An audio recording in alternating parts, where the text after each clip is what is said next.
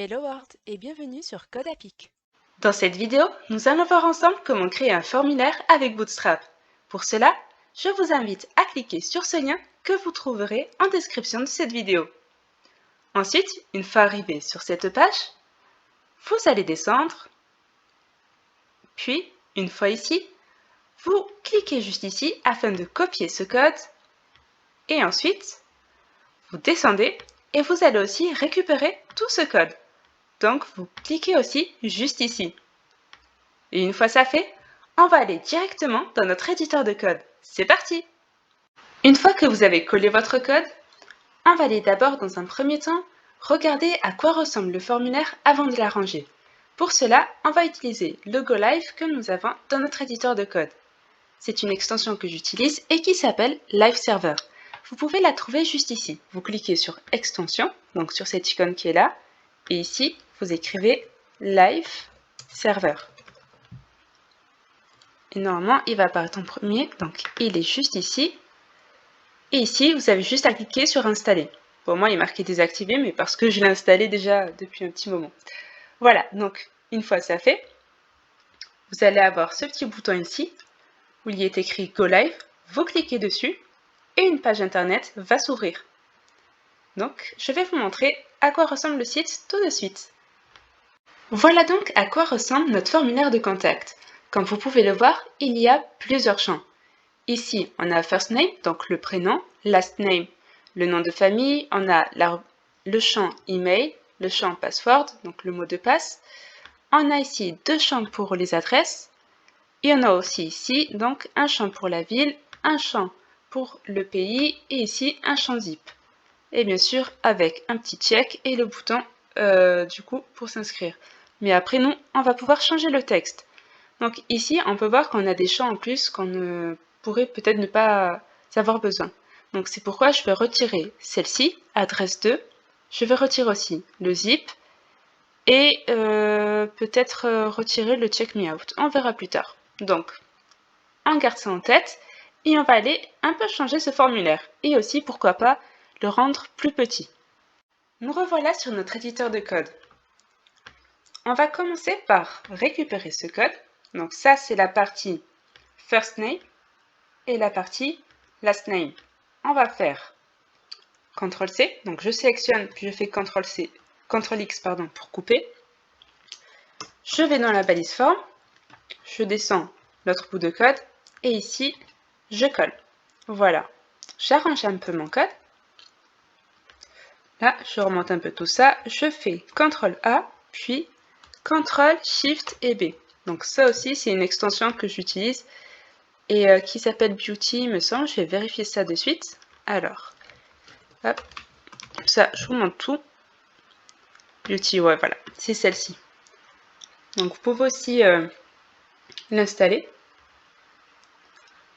Voilà, ça vous permet en fait de mieux présenter votre code.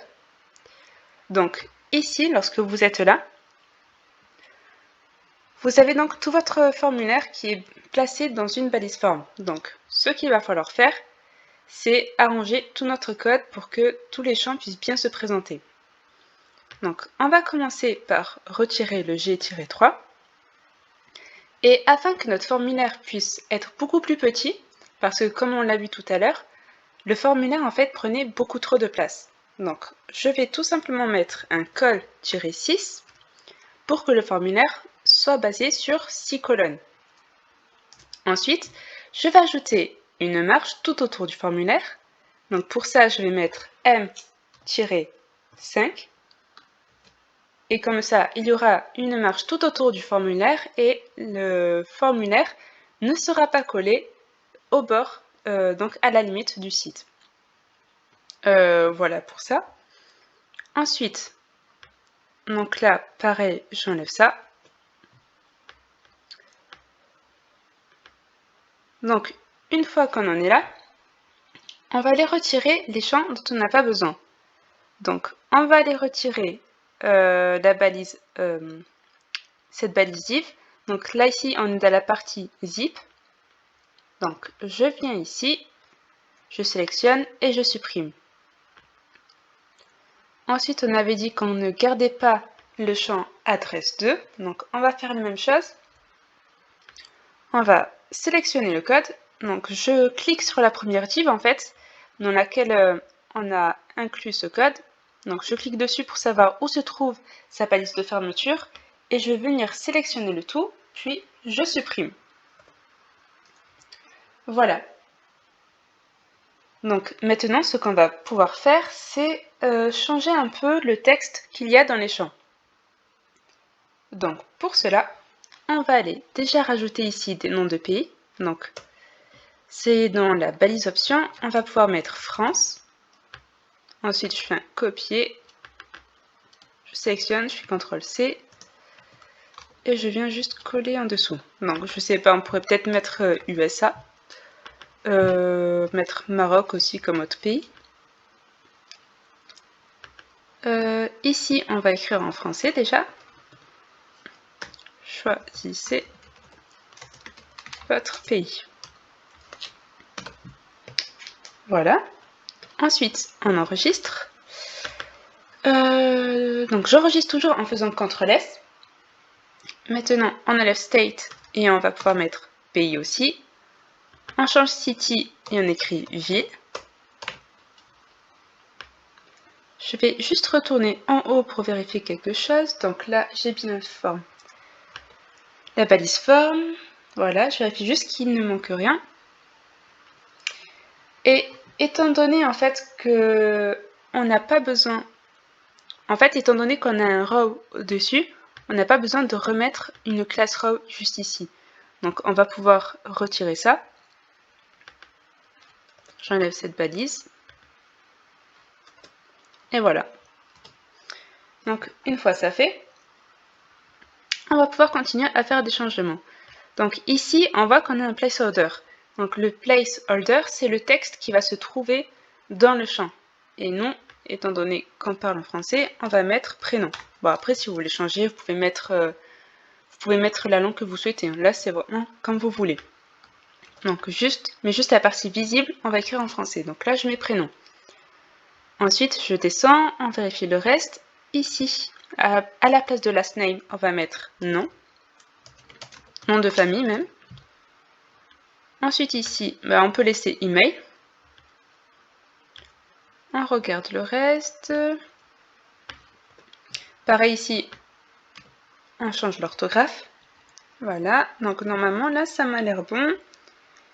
Peut-être juste pour l'email, je pense qu'on pourrait mettre un 12 au lieu d'un 6. Oh mince, là je suis dans ville. Dans email, alors voilà, au lieu de 6, on met 12. Qu'est-ce qu'on pourrait changer d'autre? Là ça m'a l'air d'être pas mal. Donc là on est sur du 12. 6. Ah oui, le password, on avait dit qu'on allait l'enlever aussi. Donc ça, on supprime. Là, on n'a qu'une seule adresse. Là, on a la ville. Ici, on a le pays. Voilà. Ici, on a aussi la petite checkbox. Donc là,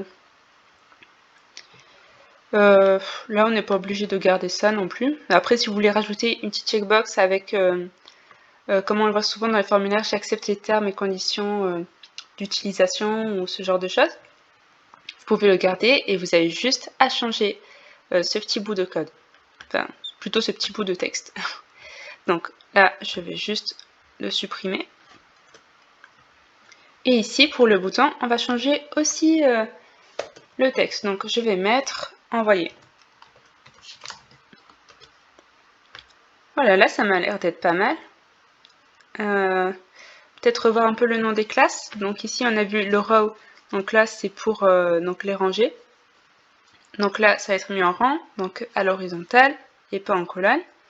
Ici, on a une colonne de 6. On a donc 6 colonnes. Ici, on a un margin de 5. Ici, pareil. Donc là, on a juste simple col. On descend. Ici, on a donné comme ordre de mettre 12 colonnes. Donc la partie email va se ranger sur 12 colonnes. Elle va donc utiliser 12 colonnes. Pareil pour la partie adresse. Regardez, ça aussi on peut le changer. Juste ici dans le placeholder, On a une adresse. Qu'est-ce qu'on pourrait mettre? Je sais pas. 30 rue Cotapic. Voilà.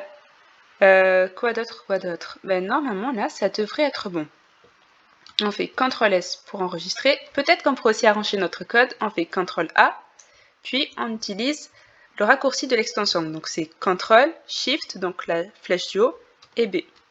Voilà. Donc là, ça a changé. Et ça m'a arrangé mon code. Voilà, donc ça, c'est fait. Et à présent, on va aller regarder donc, notre formulaire.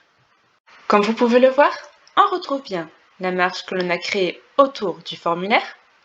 On a bien ici, grâce au placeholder, le mot prénom qui apparaît avec nom de famille et on a aussi l'adresse qui apparaît. Et bien sûr, lorsqu'on écrit à l'intérieur, le placeholder va disparaître. Voilà. Ensuite, en dessous, on retrouve nos balises options. Donc, on peut sélectionner le pays de son choix. Donc, on avait mis France, USA et Maroc.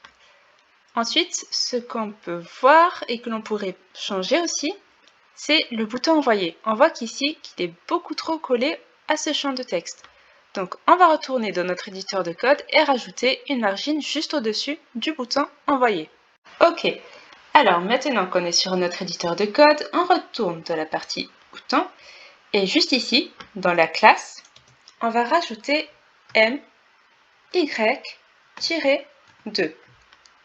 Donc, le MY, c'est donc margin, et le Y, en fait, ça va représenter donc le margin top. Donc, on va rajouter de la marge au-dessus du bouton. Aussi, ce que l'on pourrait faire, ça pourrait être de rajouter un label à la partie prénom et nom de famille. Donc, pour ça, on va copier une balise label. On va venir se mettre juste au-dessus de la balise input. Et ici, on va faire des petits changements. Donc, étant donné que l'on est dans la partie nom de famille, donc la partie last name en anglais, on va rajouter ici last name hop, avec un N majuscule. Et pareil ici. Alors attendez, ici on va mettre nom de famille. Nom de famille. Voilà. Et ensuite, on va copier cette balise. On va la coller dans la partie prénom. Et on va faire de nouveau des changements. Donc ici, on va mettre first name. First name, donc prénom en anglais. Et par ici, on change, hop, j'enlève nom de famille et je mets prénom. J'enregistre et juste avant de partir, on pourrait peut-être rajouter une margine au-dessus de chaque label. Donc je vais mettre ça, faire CTRL-C, peut-être au-dessus de chaque div. On va faire ça. On va aller sur chaque div et on va rajouter une margine, pas au niveau des labels. Là, on va rajouter ici aussi, CTRL-V, pareil là, hop, pareil là, ensuite ici aussi. Quoique, pour le prénom et le nom de famille, il n'y a pas besoin de margine, étant donné qu'il y avait déjà de l'espace, donc ça ira normalement, on va vérifier quand même. Par contre, par rapport à ça, en margine, si vous ne vous souvenez plus en fait de la façon dont on utilise les margines avec Bootstrap, je vous invite à retourner voir une ancienne vidéo que j'avais faite où j'expliquais justement comment utiliser les marges avec Bootstrap. Je vous mettrai le lien juste ici, vous la trouverez en cliquant sur le petit i en haut à droite de cette vidéo. Et maintenant, on va aller voir à quoi ressemble notre formulaire. Super, comme on le voit, on a bien nos deux labels qui ont été ajoutés, donc nom de famille et prénom. Et on voit aussi que l'on a notre bouton qui n'est plus collé à ce champ. Voilà, ce sera tout pour aujourd'hui. C'est le dernier cours du mois d'août et on se retrouve comme d'habitude dans 2 semaines, c'est-à-dire le 2 septembre pour la suite de vos cours. Si vous avez aimé cette vidéo, n'hésitez pas à liker et à vous abonner. À bientôt!